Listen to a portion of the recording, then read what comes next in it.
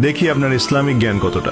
কয়টা সঠিক উত্তর দিতে পারেন কমেন্টে জানাতে ভুলবেন না। প্রশ্ন 1, জান্নাতীদের প্রথম খাবার কি হবে? এ, জান্নাতি ফল, বি, মাছের কলিজা, সি, মধু। সঠিক উত্তরটি হবে অপশন বি, মাছের কলিজা। প্রশ্ন 2, জান্নাতের প্রধান ফেরেশতার নাম কি?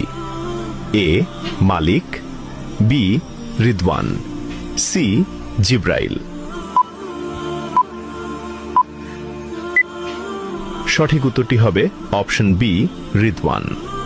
প্রশ্ন 3, জান্নাতীদের আল্লাহ তাআলা সর্বপ্রথম কোন সূরা শোনাবেন?